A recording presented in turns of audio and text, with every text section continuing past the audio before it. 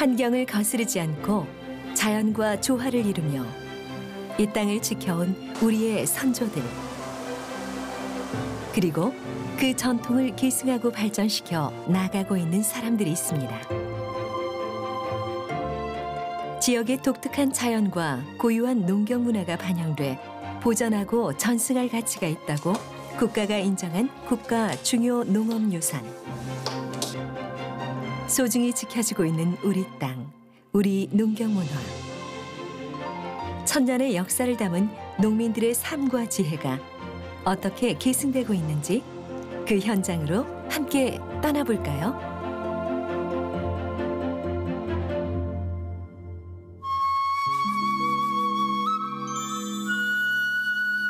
사시사철 푸른 대나무밭.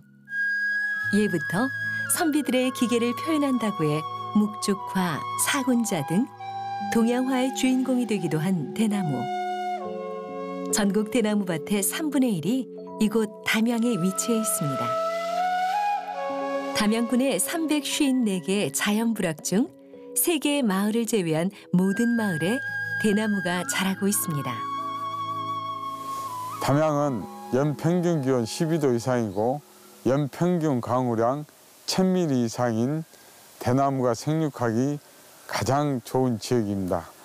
이런 좋은 환경으로 담양 대나무는 견고함과 탄력성이 좋아 예로부터 죽새 공예가 발전해 왔습니다. 그중 삼다리 네다 마을은 대나무 숲이 마을 전체를 동그랗게 둘러싸고 있어 그 모습이 마치 대나무로 엮은 소쿠리 같아 대소쿠리 마을이라고도 불리는데요.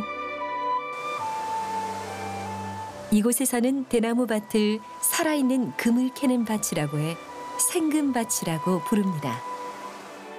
또한 마을 뒤 든든히 자리 잡고 있는 대나무밭은 폭우나 홍수에 토사가 밀리는 것을 방지해 마을을 지켜주는 방제림 역할도 톡톡히 해내고 있는데요. 농업과 실생활에 없어서는 안 될 존재이기에 담양의 마을은 대밭 조이로 형성됐습니다. 이 대나무 밭에서 모든 그 수익 창출이 돼서 뭐 학비나 뭐 저희 가족도 생계 유지를 다 했었던 것 같아요. 지금은 뭐 그런 것들이 없어지긴 했지만 전에는 이 대밭 황금밭이라고 했습니다. 생금밭이라고 했는데 거기에서 모든 그 소득이 창출이 돼서 그 플라스틱이 나오기 전에는 이 대나무로 다 바구니 이런 걸로 해가지고 죽새 공예용품으로 거의 다 뭐 이고지고 날라서 그 판매해서 다 소득 창출이 됐던 것 같습니다. 담양 대나무밭의 역사는 500년 전으로 거슬러 올라갑니다. 세종실록 지리지에 담양의 가는대와 왕대, 오죽, 화살대 등이 곡물로 기록되어 있어 여러 종류의 대나무가 이곳에서 생산되었음을 알 수 있는데요.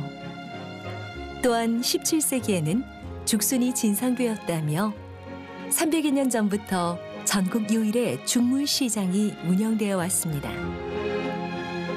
이러한 역사성을 인정받아 담양의 삼다리 네다 마을과 만성리 일대 대나무밭은 2014년 국가 중요 농업유산 제4호로 지정되기도 했습니다. 대나무 림이 아니라 대나무 밭이라고 생각을 하는 이유가 생계를 위해서 생산하는 농작물이나 작물의 것들이 생산되는 농경지다라고 해서 대나무 밭이라고 이야기를 합니다. 그래서 그 안에 죽순 대나무를 재배를 하고, 재배라는 것은 자라나는 대나무를 관리하지 않으면 그거는 사람들이 이용할 수 있는 죽순이나 다른 작물들이 거기에 서식을 하지 못하거든요. 그래서 이걸 간벌이도 하고요. 간벌을 한 다음에 개별 대나무가 잘 자랄 수 있도록 퇴비와 완결을 섞어서 이 비배를 해주는 전통 비배 기법을 지금도 담양의 대나무 밭을 갖고 있는 농민들은 하고 있습니다. 그래서 그런 농법들이 유지되고 있고, 채취된 대나무가 죽공예로 이용되고 있는 그런 생산부터 제작까지의 기능까지 다 갖고 있어서 이런 기능들이 인정을 받아서 국가유산으로 지정이 되고 있고, 현재 세계유산으로 신청돼서 심사를 받고 있는 중입니다. 고려시대 민간인들에게 널리 이용되었던 죽쇠공예는 조선시대 세공기술의 발달과 함께 산업으로 발전되어 수공업 산업으로 자리 잡았습니다. 가족들이 만드는 수공예품에서 마을 단위의 계모임으로 이제는 그 예술성을 인정받은 명인들이 500년 역사의 죽쇠 공예품의 맥을 잇고 있습니다. 담양 대나무가 제가 이제 울산도 가보고 그랬습니다. 다른 점은 여기가 기후고 토지로고 아마 햇빛 그런 거에 잘 어울려져 가지고 첫째는 대나무 질이 좋습니다. 잘 쪼개지고 부드럽고 그리고 이렇게 살이 있다는 거. 그런데 그쪽에 가보니까 키는 이렇게 반듯반듯 커도 대 자체가 좀 무르는 것 같아요. 무르다는 것은 유연성이 거의 없다는, 물러가지고 이러면 톡 부러질 수가 있고 그래요. 그래서 만들어 놓으면은 제품을 만들어 놓으면 차크는 맛이 없죠. 그래서 그 담양대나무를 사용하죠. 마을 주민들의 삶과 밀접한 관련을 맺고 마을을 지켜온 대나무 숲. 오랜 세월 많은 이들의 삶을 지켜낸 대나무 숲은 고요히 지금처럼 이곳을 지켜나갈 겁니다.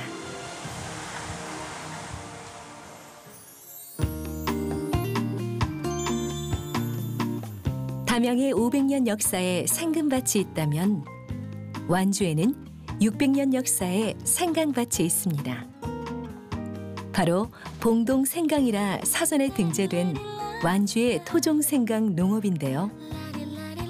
완주 생강 생산 농가는 466농가로 111헥타르에서 1176톤의 생강을 생산하고 있습니다.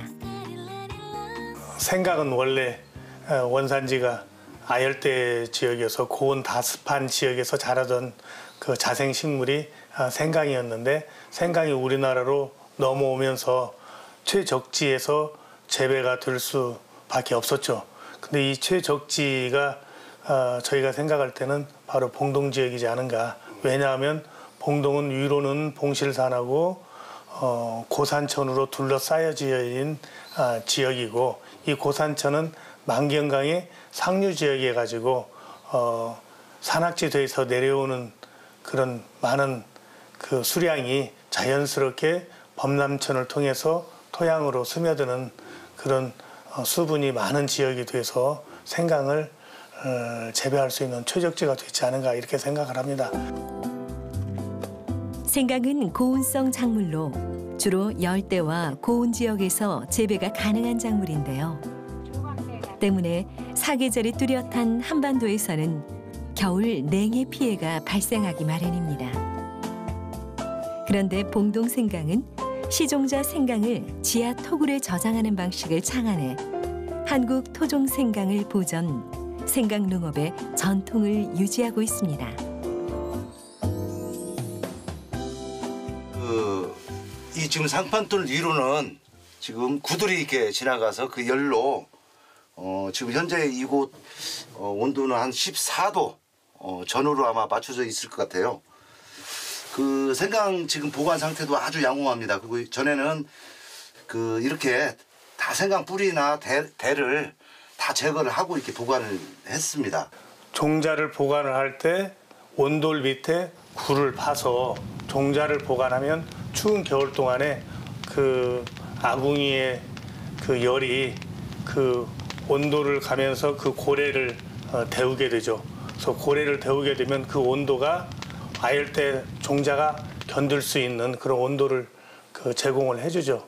그러므로 인해서 종자를 추운 겨울 동안에 우리가 아무런 그 상해를 받지 않고 보관할 수 있었던 놀라운 우리의 지혜가 되겠습니다. 이러한 온돌식 생강 저장 방식은 조선시대 어이 전순이가 지은 농경서이자 농업책 산가요록에 최초로 기록돼 있습니다. 또한 세종실록 지리지와 동의보감에서도 생강 재배지에 대한 기록이 남겨져 있으며 1930년 국내 최초 생강조합이 구성되기도 했습니다. 600여 년 동안 한국 토종 생강을 보존해 생강농업의 전통을 유지하고 있는데요. 이러한 온돌식 토굴 저장 방식은 세계 유례가 없어 세계의 농업유산에도 도전할 만한 가치가 있다고 인정받고 있습니다. 생강 맛이 달라요. 다른 곳은 쓴맛이 나지만 봉동 생강은 끝맛이 달짝지근한 이런 맛이 나거든요. 그리고 생강을 끊어보면 그 안에 섬유질이 이렇게 다른 곳은 섬유질이 많이 있지만 섬유질이 없어요. 그만큼 토양이 생강이 아주 적합한 토양이라고 볼 수가 있죠. 그래서 다른 곳에 비해서 가격도 키로당 2,000원에서 3,000원 정도를 더 받고 있습니다. 토종 생강 시베지라는 역사성과 완주 지역만의 과학적이고 독창적인 저장 방식을 유지해온 600여 년. 이러한 역사성을 인정받아 완주 생강 전통농업 시스템은 2019년 국가농업유산 13호로 인정받았습니다.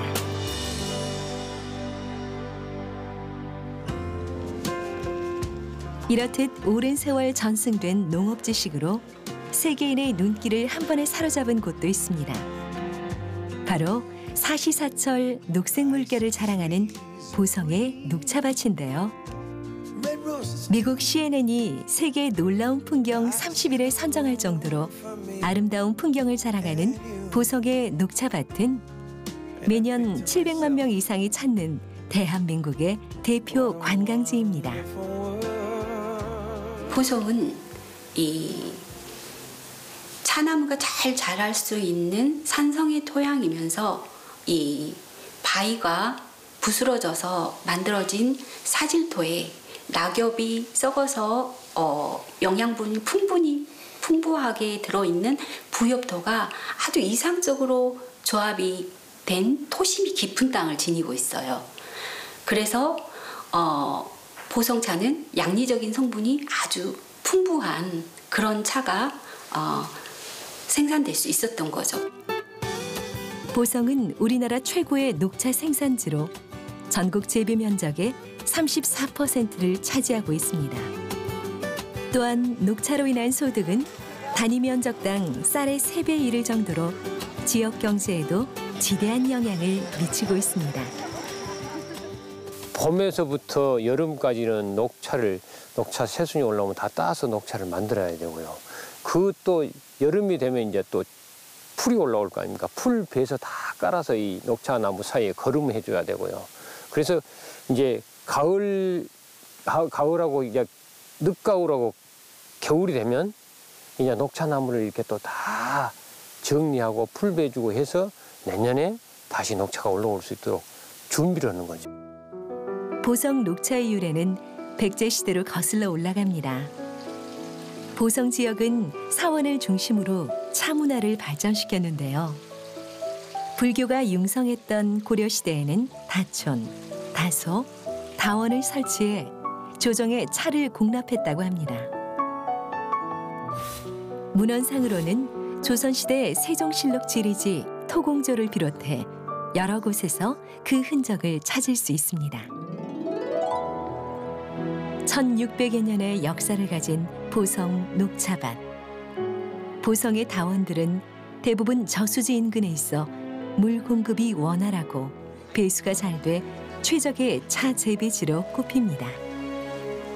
자연 경관을 해치지 않고 경사지 등고선에 따라 간격과 수평을 맞추는 계단형 차밭 조성 기술과 탁월한 경관을 높게 인정받아 2017년에는 국가 중요 농업유산 11호로 지정되기도 했습니다.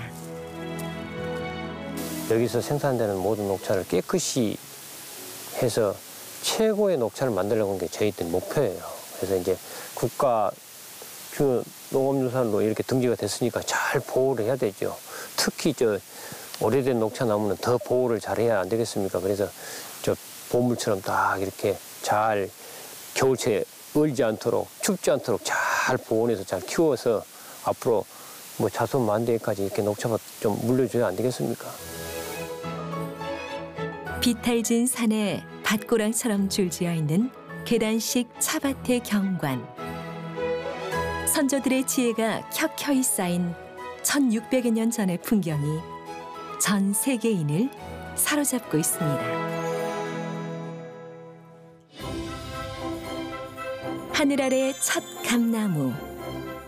꽃감의 고장으로 알려진 이곳 상주시 외남면에는 수령 530년의 감나무가 있습니다. 200년 이상 된 감나무 군락지도 이곳에 위치해 있는데요. 과히 감나무의 고장이라고 할 수 있습니다. 하늘 아래 첫 감나무라 불리는 이 나무에서는 올해 3,000개의 감이 열렸습니다. 조선시대 세종실록 지리지와 예종실록에 상주 곶감이 궁중에 헌납된 기록이 있는데요. 마을 사람들은 이 감나무에서 수확한 감으로 만든 곶감을 진상했다고 합니다.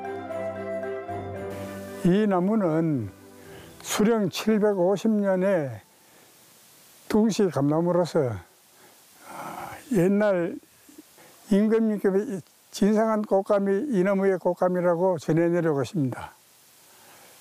현재도 수세가 왕성하여 세 가지를 많이 뻗고 있으며 올해도 3,000개 이상의 감을 수확을 한 나무입니다. 상주시는 곶감에 적합한 품종을 유지하기 위해 감나무와 고욤나무를 접목해 묘목을 생산했는데 햇빛과 바람 등 자연 조건을 활용한 전통 천일 건조 방식을 이용해 곶감을 생산하고 있습니다. 외남면은 속리산이 서쪽에서 불어오는 습한 바람을 막아주고 일교차가 커 당도 높은 곶감이 만들어집니다. 곶감 제조를 위한 최적의 기후 조건과 전통 방식의 가치를 인정받아 상주 전통 곶감 농업은 국가 중요 농업유산 제15호로 지정되기도 했습니다. 할아버지에서 아버지로 그리고 아들로 감나무를 지키며 오랜 세월 전통적인 방식으로 곶감을 만들어온 사람들. 그들이 지킨 것은 단순히 곶감이 아니라 그들의 삶의 전통이었습니다.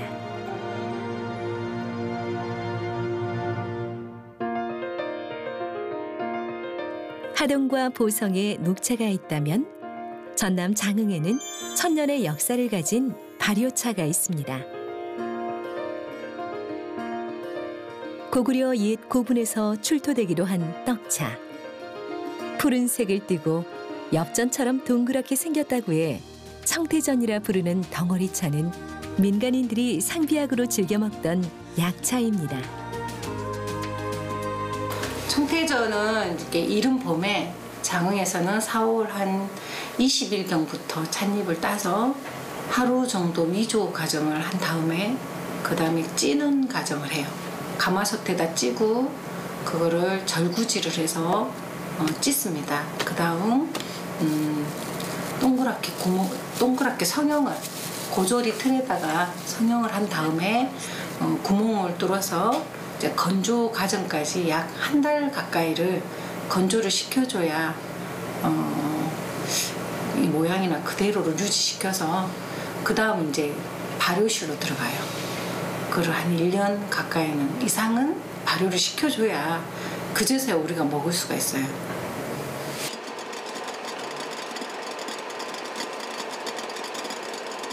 우리가 청태전은 여기 불을 살살 약하게 좀 달궈가지고 이 돌을 달군 상태에서 그 위에서 이렇게 차를 붓습니다.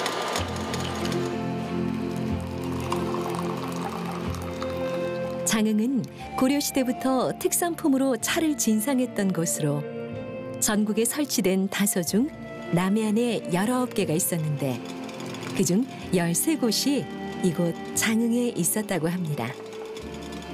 저희가 이제 청태전 발효차인데 이제 녹차에서 좋은 점은 그대로 지금 그런 성분들을 유지를 하고 있고 거기에다가 청태전은 이제 발효차이다 보니 보관이 보통 녹차는 길어야 1년이거든요. 근데 청태전 같은 경우에는 오래 둘수록 좋은 차예요. 그래서 보관이 용이하고 가지고 다니면서 얼마든지 마실 수가 있고 그런 점들이 굉장히 장점일 뿐더러 약간 새잎이라고 하죠. 보통 차는 6월, 7월 정도까지만 만드는데 우리 차는 뭐 8월까지도 만들 수가 있고 해서 약간 이런 대중성을 지향을 한다고 하면 훨씬 더 청태전 유리하다고 할 수 있죠.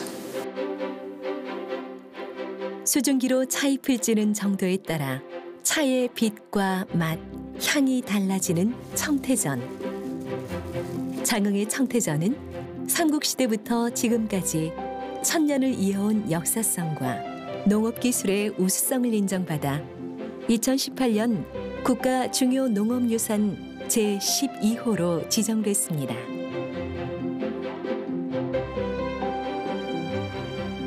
자연과 시간, 사람이 합을 맞춰야 맛볼 수 있었던 발효차. 천년 전 임금님이 사랑했던 우리의 전통 발효차가 다시 주목받고 있습니다.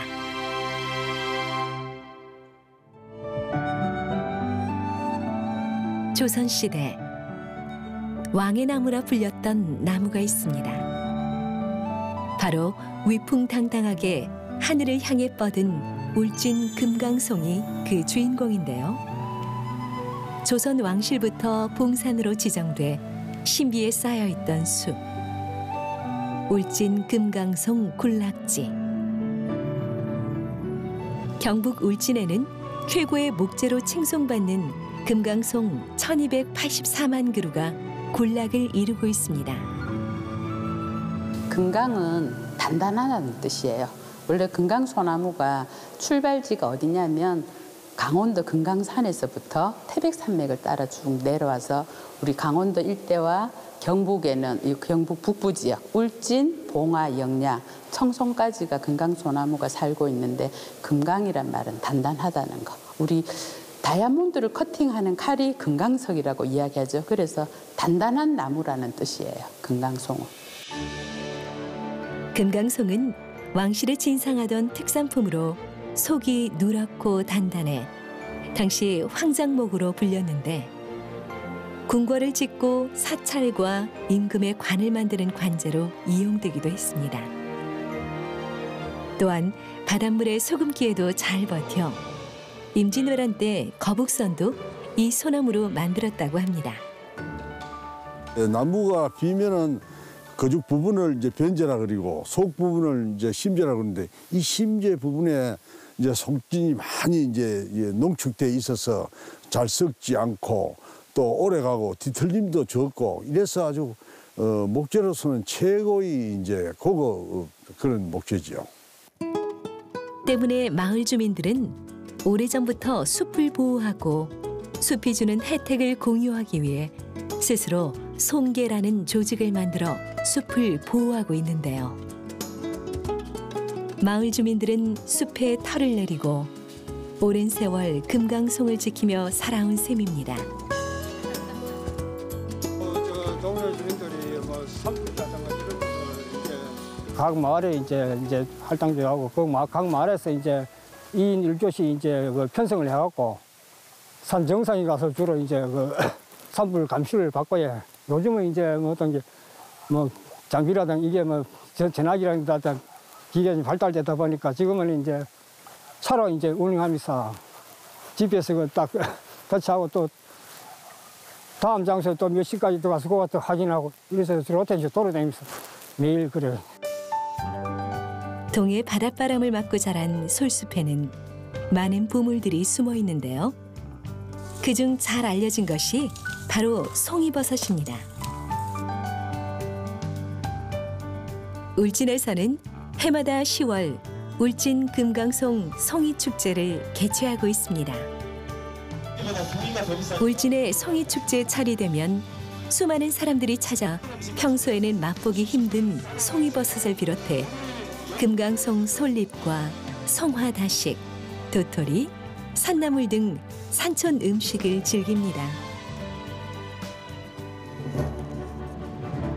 소광리 금강송을 찾아가는 길도 과히 절경이라 부를 만한데요. 가파른 암송에 곧게 자란 금강송들은 겸재 정선에 금강전도를 펼쳐놓은 듯 수려한 자태를 자랑합니다.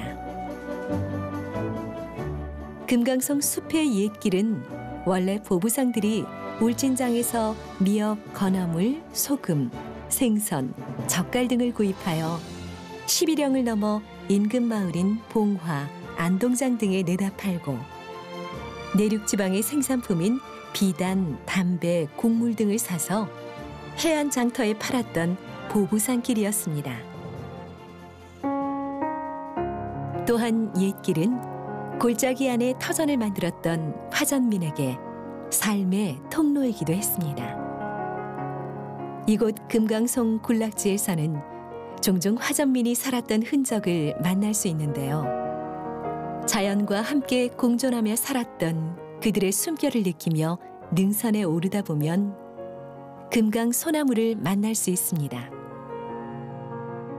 우리 소강리 일대의 화전민들은 나무가 풍부하기 때문에 그 이유는 우리 조선시대부터 가꾸어져 있는 살림이기 때문에 나무가 많아요. 그래서 화전 불을 지르고 나도 땔감이나 집을 짓는 소재되는 그 목재가 많기 때문에 집도 다른 곳보다는 수월하게 지을 수 있고 또 그 밑에서 나오는 송이를 채취해 먹을 수도 있고 또 이제 감을 때는 이제 극심한 이제 식량이 부족할 때는 그 새순에서 나오는 송기죽을 끓여 먹기도 하고 송기떡도 해 먹고 송화가루로 인해서 우리가 떡도 해 먹고 다시 죽을 끓여 먹기도 하고 또 이제 그 소나무에서 나오는 봉량이라든지 송절이라든지 이런 거를 우리가 약초로 캐서 생활하는데 조금 더 풍부한 이제 자원이 되지 않을까 싶어요. 그래서 우리 소강리 화전민들은 그나마 다른 곳보다는 조금 넉넉한 삶을 살지 않았나 그런 생각을 합니다.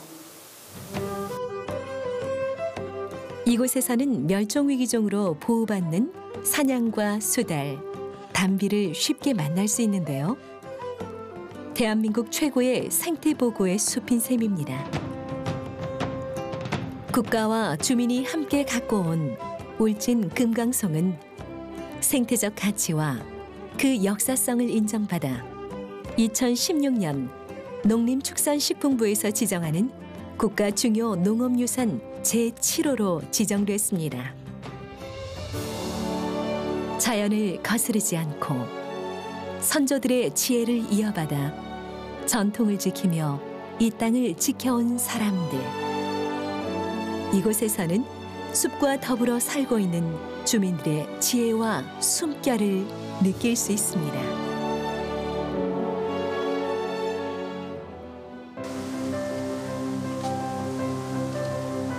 각 지역의 독창적인 농업 생산 방식과 전통적인 농업 방식을 보존하기 위해서는 우리의 많은 지원과 노력이 필요합니다.